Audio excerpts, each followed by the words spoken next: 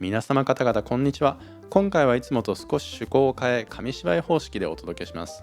前回私はアモイで知り合ったタクシー運転手に福建トゥローというところには行かないのか、行くんだったら車を雇うのが一番だと言われ、押しに弱いので勢いそのままタクシー運転手の車に乗ってハッカの福建トゥロー、日本語ですと福建ドローという場所を見に行くことになりました。とまではご説明したと思います。それで8時に出発となり、運転手時間厳守どころか15分前にはすでに電話が入りまして、朝一番片道2時間といったところでしょうか。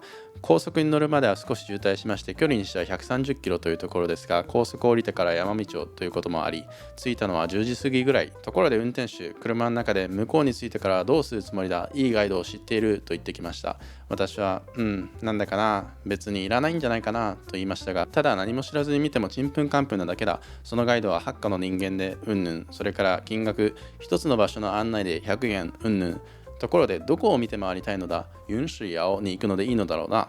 そこの近くの他の場所も回るのだったらガイド料はまた交渉になる、どうだ。それから二言目にはいるんだったら今電話する。そう言われるんだったらと必要な気にもなり、こちらがそのハッカのガイドの方になります。ちなみにこれは何をしているかと言いますと、車の充電をしているのであります。申し忘れましたが、一口に福建ドローと言いましてもいろいろ場所がありまして、私が訪れたのは南京というエリアのドロー群であります。ガイドさん曰く、ドロー自体はこの辺り至るところにありまして、とても全部回ったりできるようなものではない。最初に連れて行かれたのは、普通は案内してないけれど遠方からのお客さん、観光地化されてないこういう本来そのままの素朴な場所をまず見てはどうかということで、さてこちらのドゥチャンローという名前がついたドローを見てみましょう。ドローというのは一種の要塞でありまして、ドローの歴史はトゥフェイと呼ばれる族との戦いの歴史であります。なので1階と2階には窓がない。住む部屋部分は3階以上にありまして、そこにはあのように小さい窓がついております。防御と通気性を考慮して外から見ると小さい、内部は末広がりのラッパのような形の窓だということで、それでは早速中に入っていきましょう。ガイドさん、まず門のところから説明を始めます。一般的に木の分厚い板が門に使われます。燃焼しにくい種類の木が使われていて、さらに火をつけられた時の用心のために容易に水を流して食い止められる工夫も施されているということ。こちらは井戸の中にはなんと3匹魚が泳いでおりまして、もともとは賊が中に毒を流した時にすぐ分かるようにということ。それから青苔をきれいにしてくれるし、魚が元気かどうかで水質チェックにもなるという話。有多个家庭就在这里，济州土楼最早的时候30户人家，现在目前里面还有10多户人家住其实会人家因为时间长了，有的已经慢慢搬出去。今どれぐらいの人間が住んでいるのかと聞きますと、もともとは30戸だったのが時代の変化で10戸ほど。主に老人が残っているそう。若者はやはり外に働きに行っているのが多い。それから今の季節はドンスンといってみんなタケノコ掘りに行ってるんだそう。タケノコは一斤十数件となかなか高く売れるんだそう。改めましてドローの構造を紹介しましょう。どこも大体同じ構造だそうで、1階はキッチンやリビング、2階は食料庫、3階以上が住む部屋ということ。どの部屋に住むかくじ引きで、1階のこのキッチンに当たったらその上の部屋に住む。小さいもので7平米、大きいもので9平米ぐらいの部屋だそう。ここはキッチン。大きい鍋で料理をし、小さい鍋は湯沸かし用ですって。それからこれは皿を干す場所。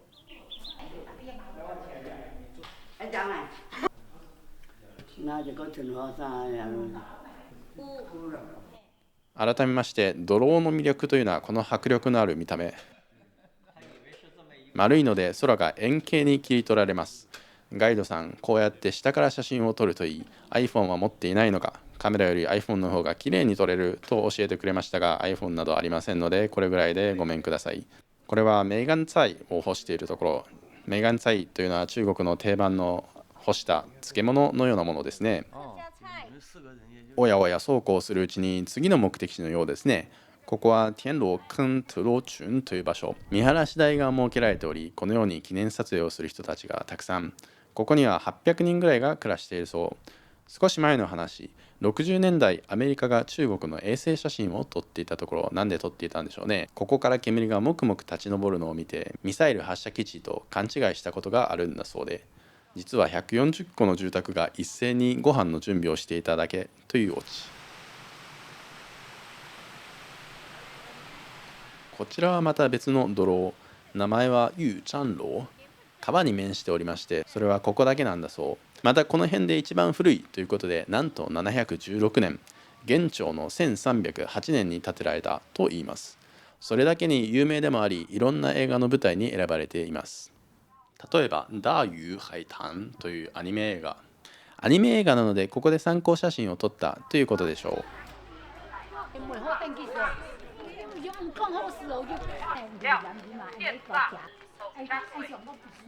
向こうの柱をご覧ください。何かが変？斜めになっているのは逸話がございまして、この泥を作っている際に師匠が他の泥の方も作らなければならないということで、徒弟たちに途中から任せまして、徒弟たちは一丁独特なものを作ってやろうと工夫した結果なんだそう。一見変ですが、うまく崩壊しないように角度が計算されているのです。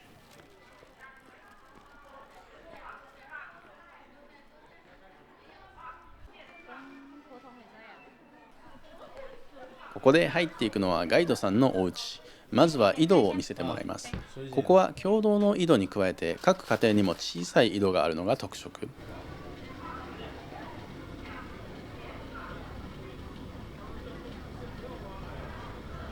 ここでお茶を飲ませてもらうことに。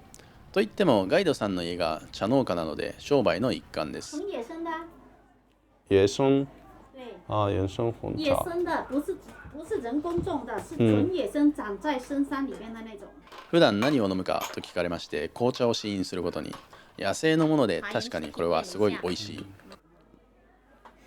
啊，很香。很香哈、嗯它是自然香气的，嗯一滴农药都没喷过，这个茶很好喝。嗯，茶农我们这边茶也很便宜，对，来这一杯更好喝了，这一杯比刚才你那一杯更好喝，对，是吧？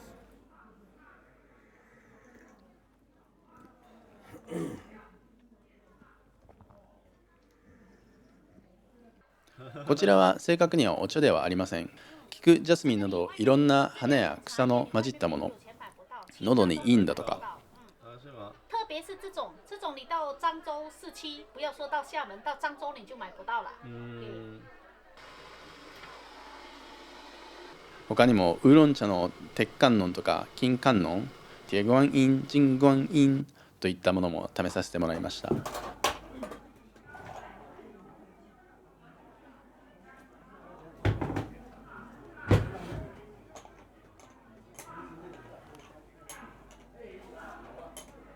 每天都喝点茶吧，每天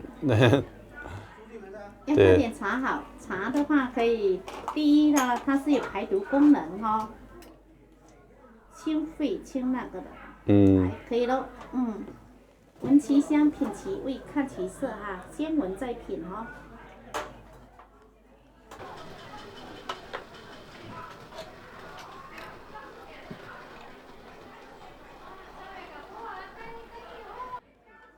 啊，是这样的吗？对，闻一下，这里好像。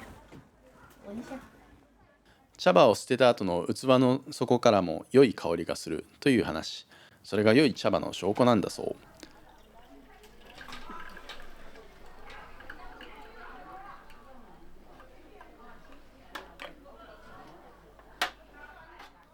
いやいや、そんなカバンに入りません、持って帰れませんからと断っていたんですけれど、いや、送ることもできるからと説得され、結局紅茶とヤンション茶、例の菊やジャスミンのお茶ですね、それらを買うことに。ネットでは売ってないけれど、直接知り合った人たちには通販をしているそう。商売文句なのでしょうが、よそでは買えない茶葉。届いてから毎日のように飲んでいますが、確かに紅茶めちゃくちゃうまいです。お次はタシャツンという近くの村に昼食を取りに。昼食を取っただけですが、この村は長寿と華僑を多く輩出しているということが特色だそう。要哪一种？对对，就这些。那观音菜吧。观音菜嘿，好，那就这样子哈。这多少钱？你跟他算一下。算一下嘿。让他明白。对冬笋，但是你壳剥起来，剥完之后啊，还有那个头剥一点的话，这一根笋剥起来才一点点。一点点。盘菜最少都要3根笋来做的。哦。啊，很漂亮。冬笋。啊，冬笋。一年四季当中最好。これはタケノコ。このタケノコをいただくことに。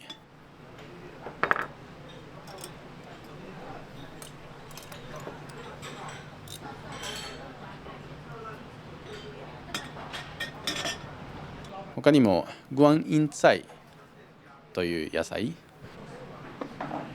鶏のスープ、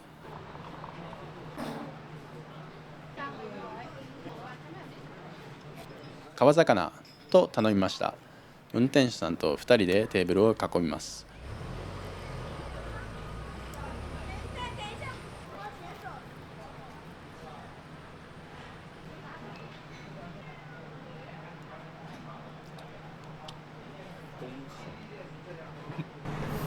鳥の足、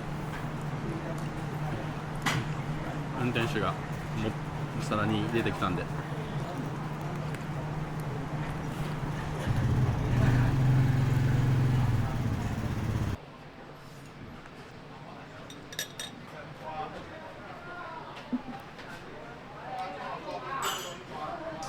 食後には大きなグレープフルーツをいただきました。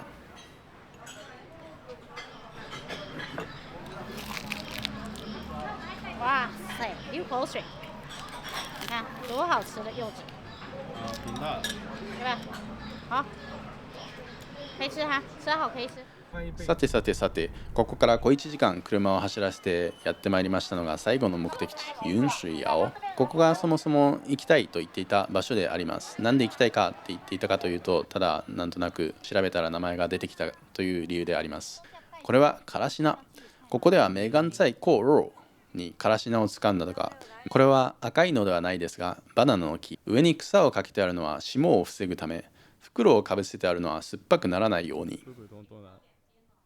では村の中に入っていきましょう。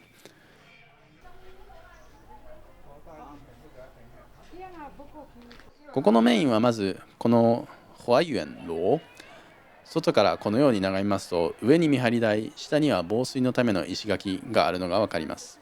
他の土楼にも共通することですが、構造には孟宗竹が使われており、現代で言えば鉄筋代わり、堅固な作りなのです。これは比較的新しく1905年から9年にかけて作られました。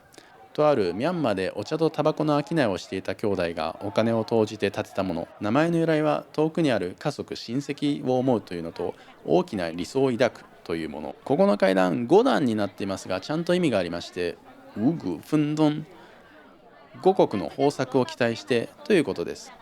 まずはこの門、鉄の門で防御力を高めています。きれいに映せなかったのですが、弾痕があるのが生々しい。これは以前は米をつくのに使っていた道具。今は餅つきをこれでするそう。こちらは銅線、あちらは元宝の形といちいち形状に象徴的意味があります。これは床の排水設備の説明。下に水がめがあってシャレじゃないですが、その下に亀を放っていたんだそう。なぜかというに、亀がそこをゆっくり動くことで泥が動いて詰まりを防いだとかいう古の知恵。正直この説明を聞いて、しかし具体的にどうなっていったのかイメージ湧きません。それからこの飾りなどの説明に入ります。こういうガラスは20世紀初頭にはここにはなかったので、ミャンマーからアモイからここへと運ばれてきた舶来品であります。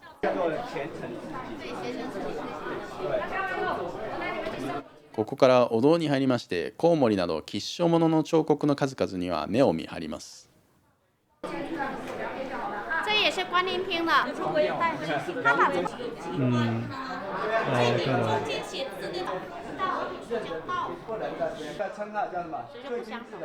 それではここから少し内部の様子、そのままの音声と映像でぐるっとお見せしましょう。也是一样哦，一层是厨房做饭吃饭，2楼是粮仓，3层上住宿，也是垂直上去一户人家哈。内结构比较相符哈。对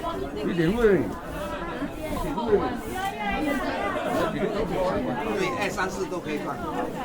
那楼梯都是公用上去，楼上是通廊哈。大鱼海棠就也在这边取景哈。要慢一点。那这边他们做生意都是这样子哈，跟我们那边相反一点。以前的话只是走廊就到这里而已，这是后期成为景点之后扩宽了，就是。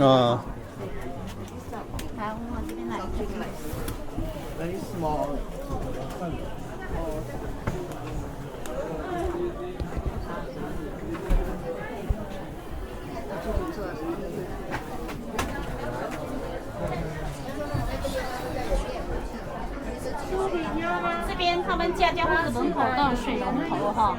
刚才我们去看的裕昌楼，它是家家户的厨房里面有水井，对吧？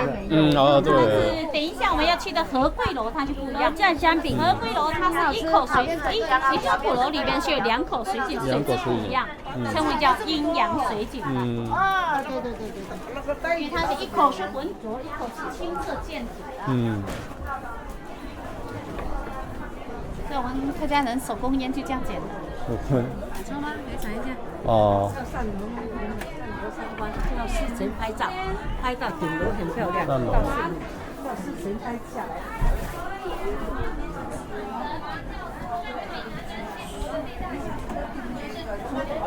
要抓出来就到大门这边可以拍一张剪。お次はドローの私立博物館。ここはもう住民は住んでおらず、完全に資料館としてお金を取って開放している場所。とはいえここもれっきとしたドローですから、壁には弾痕、上には見張り台、そこには砲台もあります。こちらが入り口、中国京とあるのは文革の時のもの。こちらは屋根の飾りで風水、厄除けですね。海の近くではこれが天気予報となり、大風が吹いてこれから笛みたいな音が出ると海に出ない方がいいという知らせになるとかなんとか。ここ通路が博物館になってて、ここは登れる。チケット買って登れるようになってます。普通のところは住民に少しお金を渡したら登れる。上に上がりまして見張り台のところに出ると、さっきの花園楼の姿が。的东西放在这边堆。这边。那以前如果是人住在这里的话，马桶会放在这边。马桶放在这边。啊，我们要小号的你就把它拿出来去小号。小号。ここはお小水を入れる容器を置いていた場所。さっきの花園楼の場所で2階に登れば実際に使われているものがあるので匂いが体験できたそう。今となってはさっきの場所で登らなかったことを後悔。そのようにドローによっては住民にお金を少し払えば登らせてくれます。这个。有看到吗？中间那边不是有那个水晶吗？这个吗？有看到吗？こうやってガイドさんが連れてきてくれたのは水晶。大層なご利益がありそう。こちらは昔の新婚夫婦の寝台。こちらは体験できる人形劇の舞台と博物館だけあって展示もなかなか。お次は少し経路を変えて。这边是一个寺庙，叫寺庙。几乎这里边做过的是祖师爷。这么。对。我们内容这边南方这边比较偏国嘛，里面种的是祖师爷。前2天刚好做。こういう村の裏側の風景も見ながら。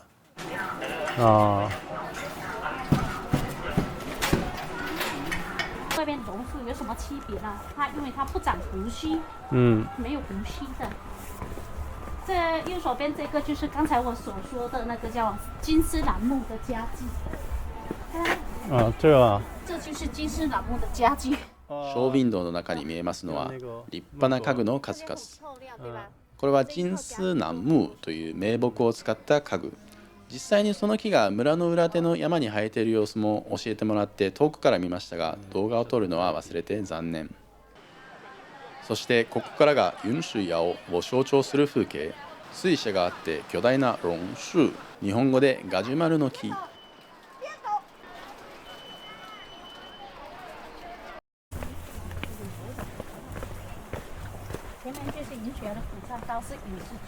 ここは古道、古い道であります。必经之路と呼ばれまして、昔からこの辺りを通行するときにはこの道を使う必要があったというのでその名前。かの毛沢東も故郷の湖南省に帰るときなどここを通ったに違いないそう。毛沢東だけじゃありません。数多くの有名無名の人々がこの上を歩いてきたのでしょう。これも榕樹なんだけど、ここの榕樹は枝の土地でこうやって下に降りてね、根を張らない、そういうタイプなんだって。没有啊。没有细根嘛。没有细根。というわけで再度このガジュマルの木を見てみましょう。この水車の周りに全部で4つだったかな。巨大なガジュマルの木がありまして、それぞれ300年から600年の幅がありますが、みんなかなりの樹齢。この場所、先ほどから申しておりますように雲水屋という地名がついておりますが、これは最近になってついたもの。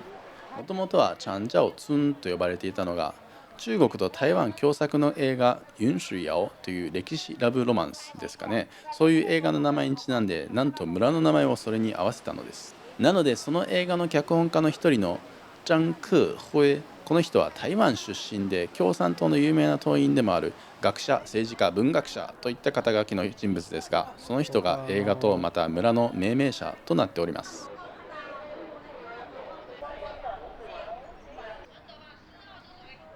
さらにこの古道を歩いていきますと、崩れた土楼が太平天国の時に賊に焼かれてこうなったのだとか。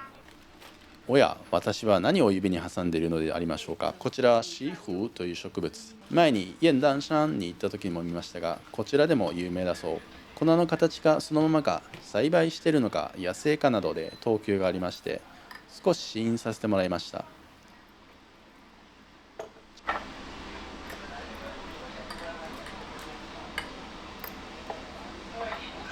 ちなみにこちらの方はガイドの人の妹さん。買わなくてもいいからお茶を飲んで休憩するだけだからと連れてこられました。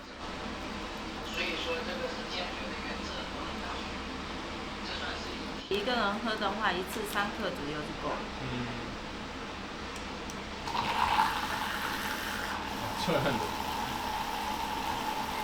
它这胶质非常好。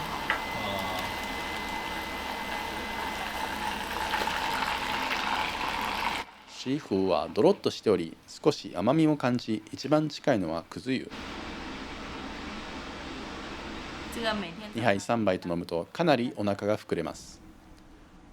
他にも次から次へと鉄缶飲んだの、金缶飲んだの試飲させてもらいましたが、鋼の精神力で今回は買わず、いつも言われるがままになっているだけではないのです。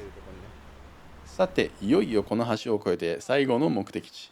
今回の旅の最後のドローはこちら。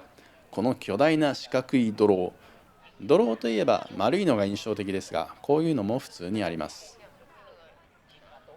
構造はこれまでのと同じ。要塞などで上部にしか窓がなく、孟宗竹が鉄筋代わり。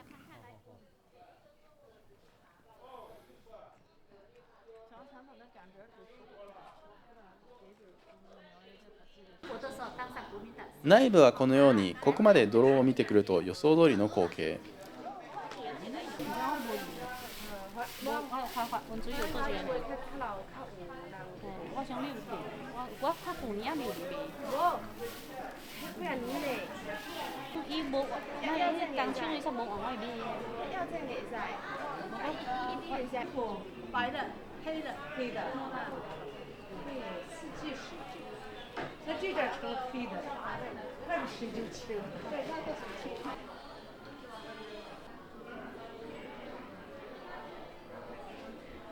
1階はこうやって商業化されてる感じ。雲水屋のドロは商業化が比較的進んでおり、お店が軒を連ねています。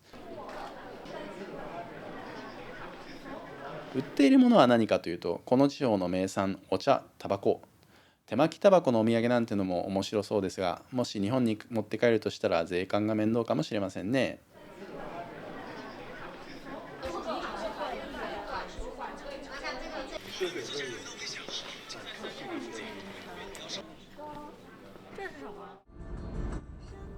これでもうおしまい。これまで言及しませんでしたが、河南の農村出身、アモイで暮らして20数年のタクシー運転手の車に乗って無事帰路に。